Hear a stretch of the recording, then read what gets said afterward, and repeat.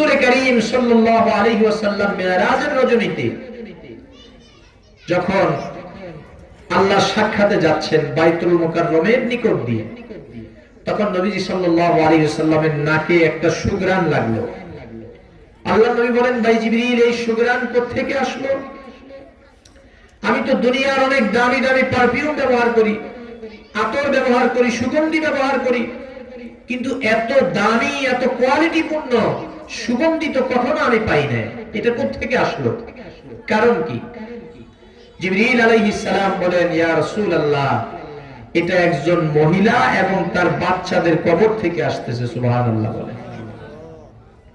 কবরের থেকে যে সুঘ্রাণ বের হয়, সেই সুঘ্রাণ আপনি পাইছেন। আল্লাহর নবী বললেন, ভাই জিবরিল, এই সুঘ্রাণ কি জন্য আসলো? এই ব্যক্তি বা এই মহিলার কবর থেকে সুঘ্রাণ আসতেছে কি আমলের কারণে, কি যোগ্যতার কারণে তার কবর থেকে সুঘ্রাণ আসতেছে? তুমি একটু আমাকে জানাও, আমি আমার উম্মতকে জানাইয়া দিব, যাতে করে আমার উম্মত সেই ফজিলত অর্জন করতে পারে। হযরত জিবরিল বলতেছেন, ইয়া রাসূলুল্লাহ, তাআলা আপনাকে শোনাই। জিবরিল আলাইহিস সালাম বলেন, এই মহিলা হলো ফেরাউনের রাজমহলের একজন কাজের মহিলা ছিল, যার নাম হলো মাসাত। তার কাজ ছিল তার দরবারে যত মহিলারা আছে, মেয়েরা আছে, তাদের চুল পরিপাটি করে রাখা, চুল আশ্রয় দেওয়া, তেল দিয়ে দেওয়া, বেনি কেটে দেওয়া। এটাই হলো তার কাজ, যেটাকে ইংরেজিতে হেয়ার ড্রেসার বলা হয়। চুল পরিপাটি করে রাখার দায়িত্ব ছিল তার।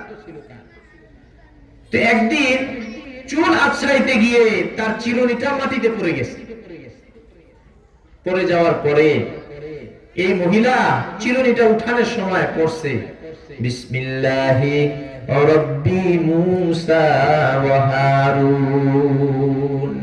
আমি মূসা এবং হারুন আলাইহিস সালামের রবের নামে চিরুনি উঠাইলাম। যেমন আমরা বলি বিসমিল্লাহির রহমানির রহিম। ফেরাউনের মেয়ে বলল, তুমি কোন রবের নামে চিরুনি উঠাইলা? বলে, কেন? মূসা আলাইহিস সালাম এবং হারুন আলাইহিস সালামের রবের নামে উঠাইছি। বলে, তুমি কি আমার বাবাকে রব বলে মানো না? বলে, না, তোমার বাবাকে রব বলে মানবো কেন? তোমার বাবা তো আমাদের মতোই একজন মানুষ, সে রব হয় কিভাবে? সে রব হওয়ার কোন সুযোগ নাই।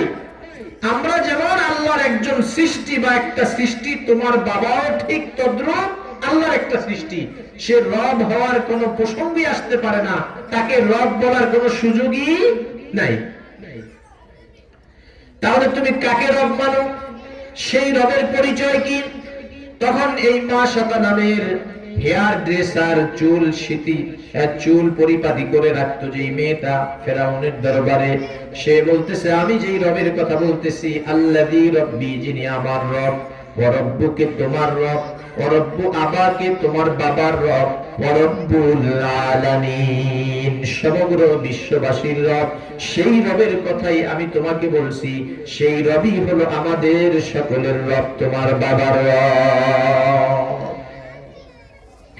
ফেরাউনের মেয়ে অগ্নিশর্মা হয়ে গেছে, রাগান্বিত হয়ে দৌড়ে বাবার কাছে গিয়ে বলে, বাবা, আমি তো জানি তুমি সবচেয়ে বড় খোদা, কিন্তু তোমার ঘরে যে মানুষটা থাকে, তোমার খাবার খায়, তোমার দেয়া পোশাক পরিচ্ছদ পরিধান করে, তোমার চিকিৎসা গ্রহণ করে, তোমার বাসভবনে থাকে, সেই মানুষটা আজকে দেখলাম তোমাকে রব বলে স্বীকার করে না।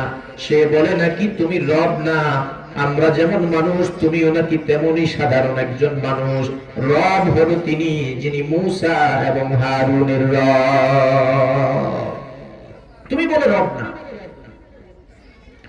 ফেরাউন এই বক্তব্য শোনার সাথে সাথে অগ্নিশর্মা হয়ে গেল, রাগান্বিত হয়ে মেয়েকে বলল, মেয়ে, আমাকে যদি সে রব বলে স্বীকার না করে, মূসা হারুন আলাইহিস সালামের খোদাকে বা রবকে রব বলে স্বীকৃতি দেয়, তুমি মনে রাখো, শুনে রাখো, তাকে আমি এমন এক শাস্তির সম্মুখীন করব, যে শাস্তিটা মিশরবাসীর জন্য দৃষ্টান্ত হয়ে থাকবে।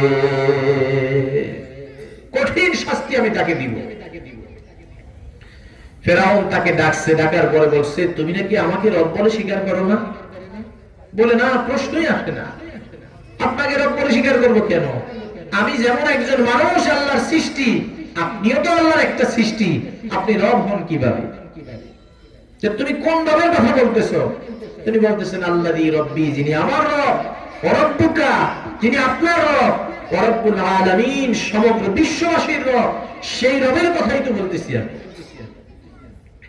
ফেরাউন বললেন, তুমি যদি এখন আমার কথায় ফিরে না আসো, আমাকে রব বলে স্বীকৃতি না দাও, তোমাকে এমন শাস্তির সম্মুখীন করা হবে যে শাস্তি মিশরবাসীর জন্য দৃষ্টান্ত হয়ে থাকবে, আর তুমি তো কষ্ট ভোগ করে দুনিয়া থেকে বিদায় নিয়ে চলে যাবে।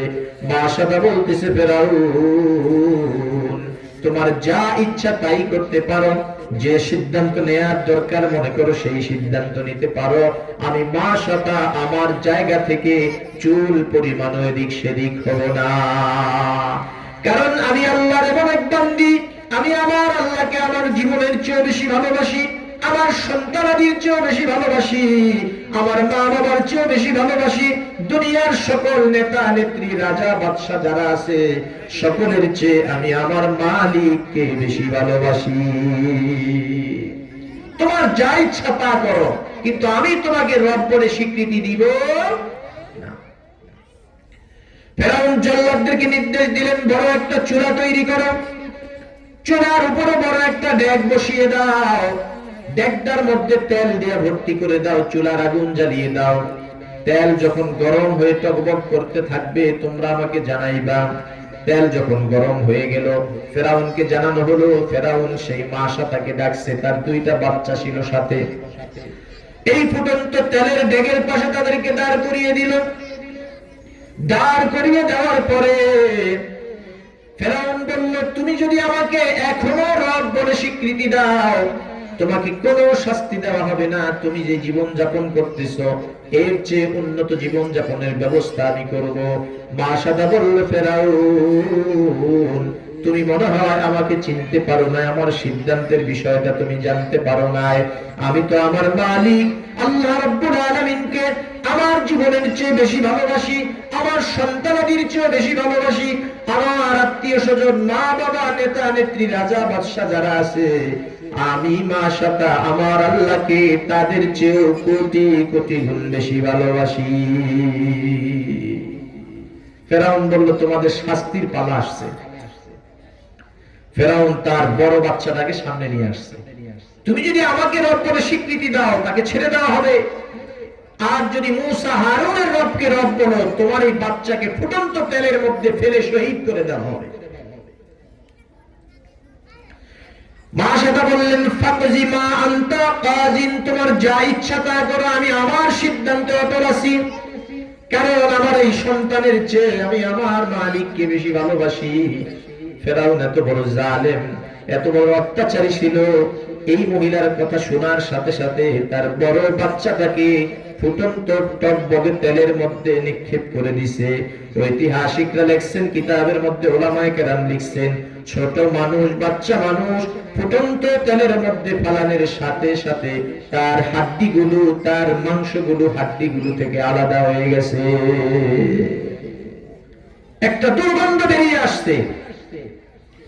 মা তো মাই হয়ে তাকে সন্তানের প্রতি সর্বোচ্চ আন্তরিকতা যেই মায়ের, সেই মা তার সন্তানকে দেখলো যে ফুটন্ত তেলের মধ্যে ছেড়ে দেওয়ার সাথে সাথে মাংসগুলো হাড্ডি থেকে আলাদা হয়ে গেছে। মায়ের চোখ দ্বারা পানি পড়তেছে, মা হতাশ হয়ে গেছে। মা তো মাই হয়ে থাকে, সন্তানের প্রতি মায়ার কারণে কান্না করতেছে। সন্তান যখন ফুটন্ত তেলের মধ্যে পড়ার সাথে সাথে সন্তানের রূহটা যখন আসমানের দিকে যাইতেছে, তখন সন্তান তার মাকে সান্ত্বনা দিয়া বলতেছে, উম্মি লা তাখাফি ওয়া লা তাহজানি ফাইন্নাকি আলাল হাক্কি সানাজমাউ ফিল জান্নাহ। বাচ্চাটার রূহ মাকে সান্ত্বনা দিয়ে বলতেছে, মা, ফেরাউনের জুলুমের কারণে তুমি ভীত সন্ত্রস্ত হও না, আমাদের বিচ্ছেদের কারণে, আমাদেরকে হারিয়ে ফেলার কারণে তুমি দুঃখিত হও না। ফাইন্নাকি আলাল হাক্কি, কেননা তুমি তো সত্যের উপরে আছো, সত্য দ্বীনের উপরে আছো। সানাজমাউ ফিল জান্নাহ, মা, অল্প সময়ের মধ্যে জান্নাতে আমাদের সাথে তোমার দেখা হবে।